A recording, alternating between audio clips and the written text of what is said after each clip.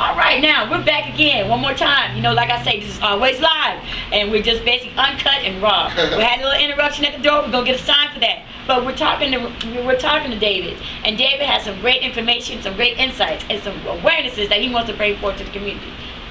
Yeah, I mean, as I've been seeing people that's clearly lost their minds, and it's, you be like, what's wrong with them?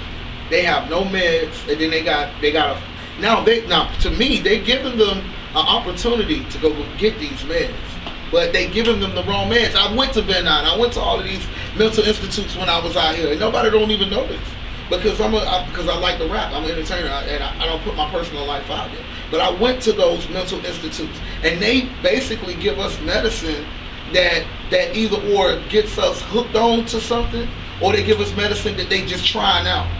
And now I've been inside of these places.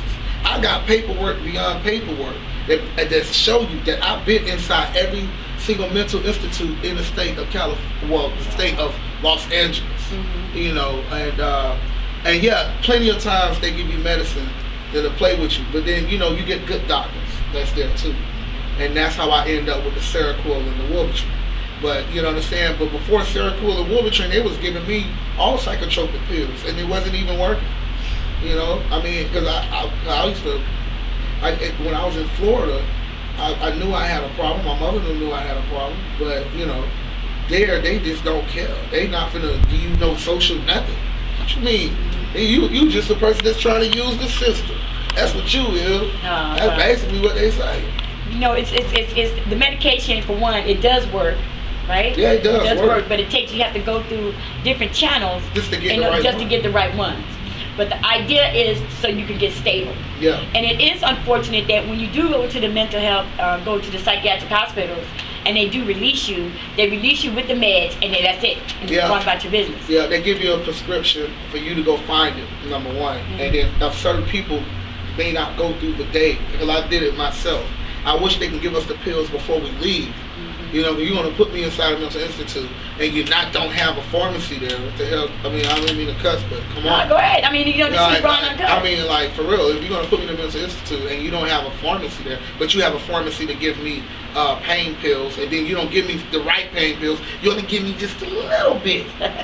Like, really? Like, come on, man, I'm in pain over here. I'm tripping out. Can I get something? Anyways, but yeah.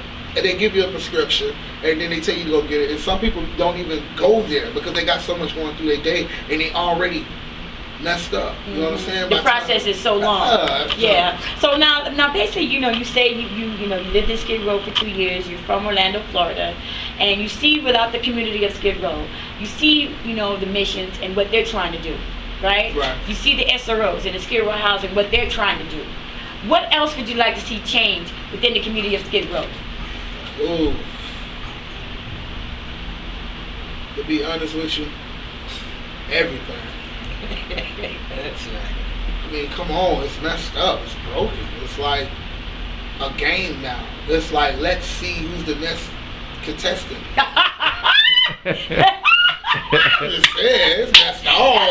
That's what I guess. Because, you know, it's like, you know, you got one cluster over here, you got another cluster over here, you got another cluster on the other side. And then on top of that, it's a place for them to come and watch the destruction. Exactly. So they can say, ew, look at these people. You want to really see some effed up people of certain nature? That's I ain't trying to go there. I ain't trying to go there. You don't do good in schools, kids. This is where you're going to end up. You know what I'm saying? And then most of them are what? I ain't trying to go there, but let's go see these people. And then we're going to stay in the line. And don't let nobody touch you. Let's go. And we're going to do this every 3 hours so we can get a group of more people that thinks they know anything about these type of people or the situation. They just trying to teach them one generation at a time. And that's how they're doing it. They teaching everybody generation at a time to look at people of those people that's in that situation. That's either or a liking of them or, you know, see them outside in the marketplace and they still look at them like, you know, I had a vision. I could see that person looking like really messed up because my mama took me out here to see these other people that's messed up constantly. So and then I'm gonna take my son out here, then my other son. Right. So it ain't really no help. Yeah. It's just repetitive change, repetitive all over again. So let me ask you a question. So basically, you know, it is a how can I say? It is a factory. You know, How do you feel about those that want to feel that they're doing their civil duty?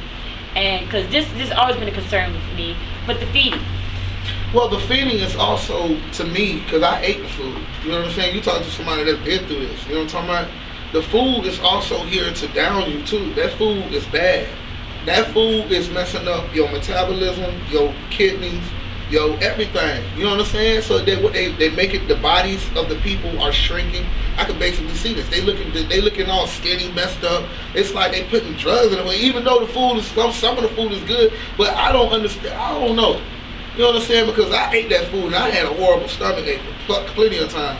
You know what I'm saying? I mean, it's certain people that you got to eat from, and Exactly. It's easy to poison a lot of people. Even though I may look at it like a conspiracy theorist, but I ate the food. So you know, me, it's a good thing and a bad thing too. But you got to really watch what you eat. And they need more like fruits and vegetables. Yeah. See, that's what I'm saying. I'm gonna give a thumbs up to my girl Tiffany. You know, from our friend's house, Tiffany Rose. Thumbs up, girl, because that's the only one that I know.